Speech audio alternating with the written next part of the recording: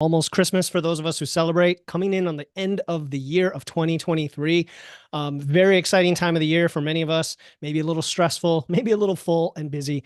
But it's definitely exciting. And today we have another Ask Philip. This is our weekly live on Fridays to answer your burning questions that you submitted during the previous week.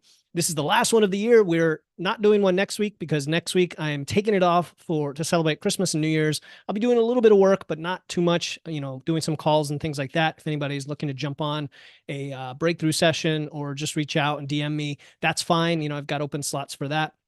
But otherwise, the podcasts are queued up for next week. You're going to have, nothing on Christmas. And then Tuesday and Friday are going to be rewinds of some of the most popular episodes back by popular demand after I reached out to you guys in the community to see which ones you like the most. And then on Thursday, instead of Quick Wits, I'm going to drop the mindfulness session from Alan into the feed so people can have it there as well. All right, so let's get into it. Today we actually have three questions. One, which I really already answered earlier in the week. I'll mention it. And then two others, which are going to be a lot of fun to get to. So real quick, a few announcements. The Wits and Weights store is now open. So you guys were asking, hey, how do I get myself a copy of the shirt you saw me wearing? Now, the one I have was just a one-off from Adidas, but my hosting provider has an integration with a company called Printful. I like to tell you all this stuff, whether you care or not. And they do custom shirts where I can pretty easily drop in images or logos on lots of different merchandise. So if you go here, and by the way, it's very easy to get to. If you go to witsandweights.com and then click store at the top, you can get there as well. I can add a whole bunch more merchandise, and there's a lot of different things. So if you think of some novelty item you want, a towel or something like that, I can do it. I've used a little bit of humor here with the Tony Perry collection training notebook, for example. So if anybody has ideas like that, I'm all game. Okay, so check those out. And then I'm going to unpin. No, I'm not going to unpin this yet. I'm going to unpin last week's Ask Philip from here. And I'm going to mention as well, let's see. Oh, yes. So a few things. First of all, there was a post from Tony Perry. I'm getting a lot of notifications. There's a post from Tony that was about whether it's a good idea to jump right into a bulk from a cut. This isn't one of today's questions. He just posted it. And then there was a lot of back and forth, little spirited discussion between Coach Lambie and I. And at the end of the day, I think the general conclusion is there aren't really studies that look at those scenarios for trained lifters going straight from a cut to maintenance versus a cut to a bulk. You can infer things, of course. There are overshooting and body fat overshooting studies and refeed studies and things like that. I did reach out to Dr. Bill Campbell, and he said they're going to do a refeed study and train people that might ask a similar question. Regardless, at the end of the day, you got to do what works for you. And based on your comfort level, if you're working with me and you want to build muscle and you've gone through a cut, we're probably going to turn around pretty quickly and go to a bulk. I'm not worried about you gaining a bunch of fat or more fat than you would gain if you went to maintenance first. In my opinion, you're just wasting time. I'm just putting that out there. Definitely up for more ideas on that. Okay. Two more things. If you missed it, the Tuesday episode was this cute little elf story, as again, Dustin called adorable. And it was fun to make. Check it out. It's very short. See what you think. And I'm thinking every year I can do a series. Every year I can follow up on this story, make it bigger and bolder and more epic, and kind of see what happens to Tinsel. Because, we love happy endings, but the story never ends. Life keeps going on. And I'm sure he's going to face some challenges next year that we're going to have to talk about in the story next December. So check that out. And then episode 133 came out today, Making Fitness Fun Again Through Adventure with Kelly Howard. Kelly is full of insight. She was such an incredible woman to talk to.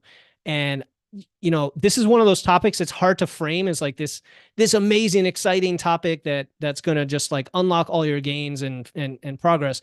But actually there are many, many insights in this episode that may surprise you and may give you some great actionable ideas on what to do. And whenever you look at my episodes in your podcast app, you can see the timestamps. Like, as a listener, I love timestamps. I like to be able to refer to things and skip around. And yeah, you might miss out on a promo or something in there. I don't care. I want you to be able to get to the information you want and share it with people and say, hey, go, here it is. Check out timestamp, 2322 about the comfort zones. Kelly said this awesome quote, blah, blah, blah. And my good friend and brother, Carl Berryman of the Inspired by Impact podcast, he has that process that he talked about recently on my show for taking what you hear on a podcast and putting it into action. And so I think timestamps like this can help, in my opinion. And if you find them helpful, let me know, reach out and say, yeah, that's pretty cool. So check this out. There's a lot of really neat stuff in here for folks who want to reinvigorate their fitness journey. And then we are going to answer the questions today for Ask Philip. So jumping right in, again, there's no Ask Philip next week. I think I'll ask Alice to just post it sometime mid next week for the following week, for the first week of the new year. The purpose of Ask Philip is for you to ask a specific question with context and get a specific answer from me. And we had 3 questions. I'm going to go a little bit out of order here. The first question was already answered earlier in the week by Carol. She asked about tendinitis in her elbow, and I posted a live. I'm actually going to go to that. Oh, Siri's trying to answer me here. I posted a live. Where the heck is it? Let's see. It's in here somewhere. Just look for my face on a video and you'll see. There it is. This is the live that I posted that answered the question about tendinitis. So I would encourage you to watch that so I don't repeat myself here. And then we're going to go to the next question. So Carol, thank you for the question. Hopefully I did already answer it, so I'm not going to repeat it, and you got a good answer to move with. Then Dustin asked one. I'm going to save that one for last. Chrissy asked one. Good to see you, Chrissy, taking advantage of this. Or Chrissy or Chrissy-Ann. Actually, I'm not. Correct me if you use the full name or just Chrissy. But either way, her question was about soreness, really. She said, my biggest concern is avoiding injury, especially as I've never played a sport or lifted a weight before. On the plus side, I have no current injuries or aches or pains, never really used my body other than yoga and walking. I'm thinking form is a huge part of avoiding injury. Yes, it is. Good form is the most important thing to avoiding injury. And the nice thing about having never lifted weights before is you're going to be lifting pretty light loads to begin with. And so I'll just say that the chance of injury goes up the heavier the load is. Even if you are adapted to that stronger load, there's just, in absolute terms, it's heavier. So now's the time to really learn that form, to watch videos, to post form checks, to work with a trainer. I know you and I are discussing, so that's definitely something I can help you with for sure very early on in the process. And yeah, I agree. So one more little story. I had a friend of mine stop by and yesterday to my house, and we worked out on my home gym, and he had been we're trying to do starting strength for a couple months. He read the book. He got home gym equipment. He was doing all the lifts, and his form actually wasn't bad. Like I was pretty surprised. Like he could tell certain things. He had read the book and watched videos and listened to some of what I had said, and it looked pretty good. But there were definitely some things we had to fix. What was interesting is he wasn't necessarily doing the programming the right way. So that was the main thing I wanted to make sure he understood, because it can get confusing.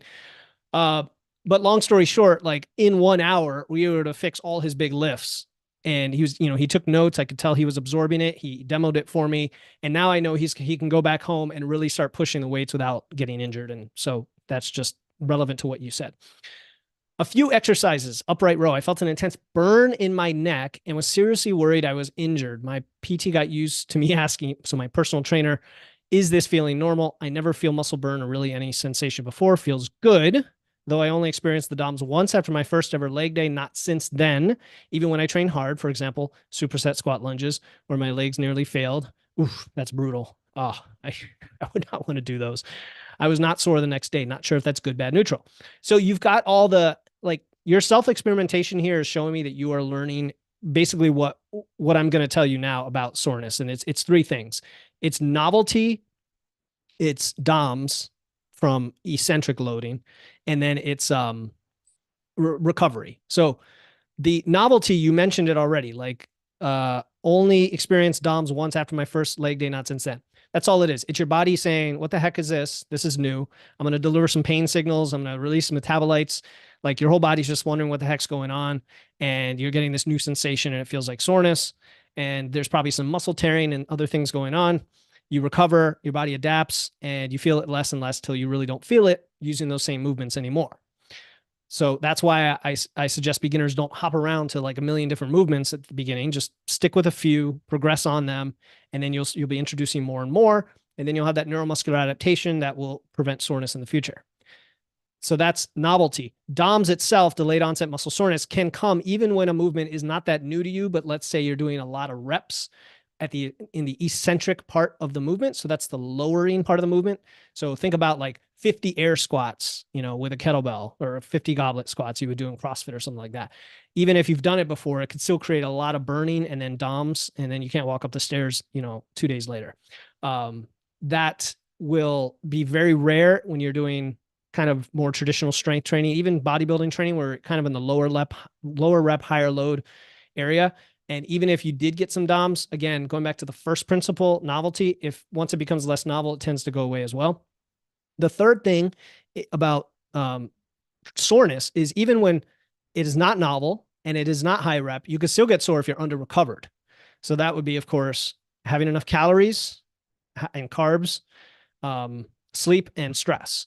So if you're in a dieting phase, that's where I see soreness start to go up. And that could be an indication of maybe a little too much volume or some other need to increase your recovery. So I hope that answers it. And again, Chris, if we work together, we can definitely manage all these things. Oh, the thing about upright rows, you mentioned upright rows. Any movement you're doing, like I rarely do upright rows anymore. I find them awkward. I find them unnatural. Like you never really pick something in real life up like this, right? And I feel like the pinch and almost like the impingement feeling you get up here, to me, feels very unnatural. And I've definitely gotten tweaked doing that because it's easy to overload, like to try to lift too much weight doing that. But you could always make some adjustments, like trying an easy curl bar where your wrists angle out a little bit, or different widths of the upright row. I like a wider grip actually than they normally show in the videos. They show this really tight grip. I like a little bit of a wider grip. And so if you're going to do that anyway, I'd rather just do a barbell shrug, like a slightly bent over barbell bodybuilding style, kind of like Jeff Nippard talks about, where you rotate your scapulae out, not pulling up like this, but like this. It kind of gives you a similar sensation as an upright row, but a little more natural feeling, and you could load it up a little more. So I would just ask you to always be aware of your body, and like if a movement feels weird and not right, even after trying it for a while, just consider altering things as needed. Okay. Last thing, Dustin, you asked, what nutrients are essential for life and can only be found in animal products? Now, for anybody that follows Dustin and his show, the Working Weights LLC podcast, he talks a lot about specific nutrition topics in each episode and then dives into the science in detail. And if you watch a YouTube video, he shares, the papers, and he shows graphs and spreadsheets and all that. So if you're a data nerd, you're going to love it.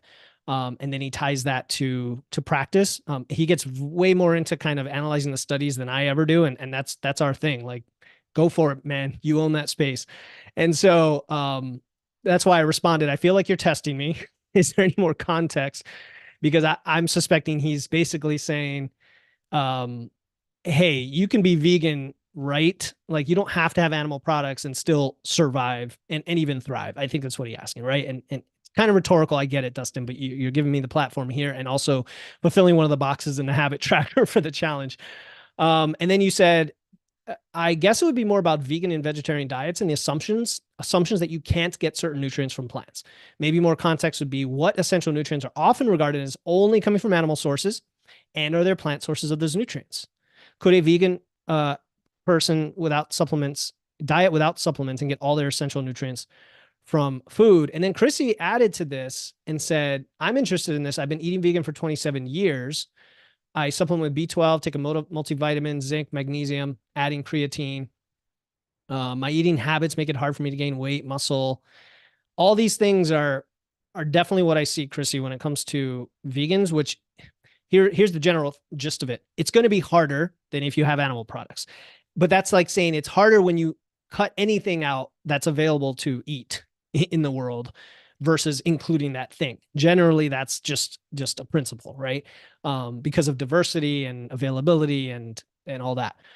But not impossible. And maybe it doesn't even have to be that crazy hard once you develop the habit and the things that you need. So I put together a document I'm going to go over in a second here.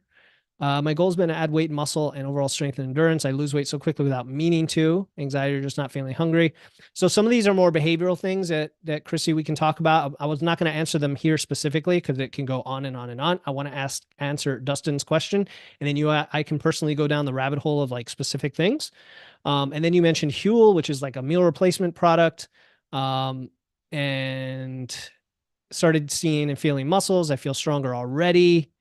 And you said earlier, like you just started to lift. So that's gonna be huge. Like lifting itself is a major key to unlock performance and health for vegans. Big time. Big time. So I'm glad you're doing that. Here's what I put together. And Dustin, I think you're gonna love this. So based on your question, I did exactly what you asked. Which nutrients are mainly in animal products, but then can you get them from vegan sources? And then some general recommendations to go with that. Okay. So vitamin B12, and for some of these, I listed what they're for. I'm not going to go into all that today, but vitamin B12, I think we've all heard of that. For vegans, you can get it from fortified plant foods and supplements. Now, yes, you did say, can you do it without supplements? I think you can. I think you could get close without supplements. I wonder how practical it is.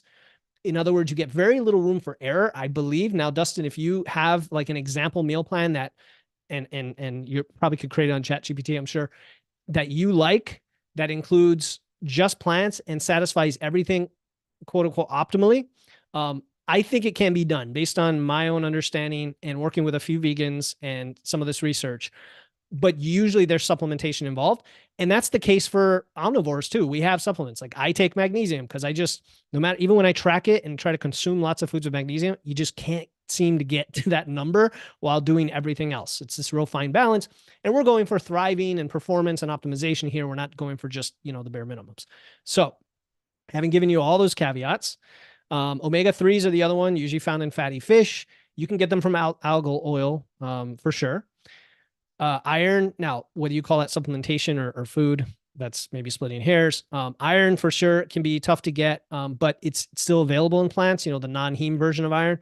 So if you have a diverse diet, lentils, spinach, if you have vitamin C and citrus and other foods with vitamin C to help with absorption, I think you'd be okay there. Now, granted, premenopausal, or I should say menstruating women need the most iron of anyone, right? Like double or more of the iron that postmenopausal women or men need. So it's just that much more important to watch that. But if you're using something like Macrofactory, you can know exactly how much iron you're consuming, and you can see, you can set a target. Calcium, of course, that's the big one. It's in dairy, but you could also get calcium from plenty of plants, broccoli, also plant milks, and then of course supplements. Zinc, a lot of this has to do with bioavailability, I think, in the animal products. And again, Dustin, you might nitpick on this, and I'm not asking you to do that. I'm just pointing out that that's the consensus, so to speak. And it doesn't really matter because, again, you can get it from nuts, seeds, legumes. If you soak and sprout, that improves absorption as well. Vitamin D, many of us are deficient in that. I supplement with vitamin D. I live in the Northeast. I walk outside. I still don't get enough. And I test my vitamin D, and it's smack dab in the middle. Having taken supplementation, 5,000 IU a day is what I take. Some people take up to 10. Some people say, oh, 5's too much. I only need 1 or 2. Depends on you, right? Vegans can take vitamin D2 and then their lichen source D3 supplements. So this is one where you probably want to take supplementation. And then creatine, everyone should take creatine, in my opinion. You don't have to, but everyone can benefit from it. It is found in meat, but all of us, omnivores included, in the lifting world, tend to supplement with creatine monohydrate, 5 grams a day. And then taurine is also in primarily meat and fish, but it's not essential. The body can produce it. And for that, you can take supplements. Maybe this shouldn't even be on the list. So I think I covered the big ones, Dustin. I wasn't going to go too detailed for the Ask Philip type of deal. It could basically become a podcast episode at that point. And maybe you want to do that. Maybe you're going to come up with an episode on this. It'd be awesome. Recommendations. Okay, definitely supplementation. Again, violating Dustin's question, can you do it without supplementation? But you may need it. Creatine for sure. The biggest thing is a diverse variety of whole foods. It's about the matrix, right? How everything comes together. This is omnivores and vegans and vegetarians. Just having a lot of different things, not limiting yourself to like 2 foods that you like. Try to really incorporate a lot of different things and get that variety in. Test, take blood work, track all of that. Tracking via food logging, micronutrients, and blood work, right? I should have included that in there. And then this is another big one, especially for you, Chrissy, is eating enough, just having enough calories and protein. So protein would be legumes, tofu, tempeh, seitan, all that good vegan sources of protein. Calorie dense foods would be things like nuts, seeds, avocados, oils. And this is always what I recommend to everyone. If you could spend most of the year not dieting, you're probably going to be better off from a health perspective. Once you've gotten down to a kind of a range of healthy weight, assuming you're not very overweight, that's usually a good strategy when you can get there. Meal replacement is one final option, which would be, of course, powders. Pea and rice protein blend is my favorite for vegans. If you can tolerate those.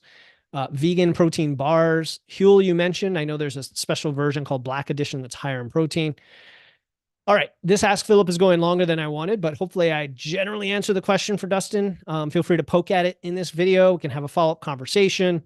And if you have any follow-up questions, Chrissy, Dustin, or Carol, or anyone watching the video, comment below. Otherwise, Merry Christmas, Happy New Year, Happy Holidays, Happy last week of the year. I'll be seeing some of you today for the live at 12 p.m. Eastern for the last call of the 21-day body recomp challenge. And I'll see everyone later.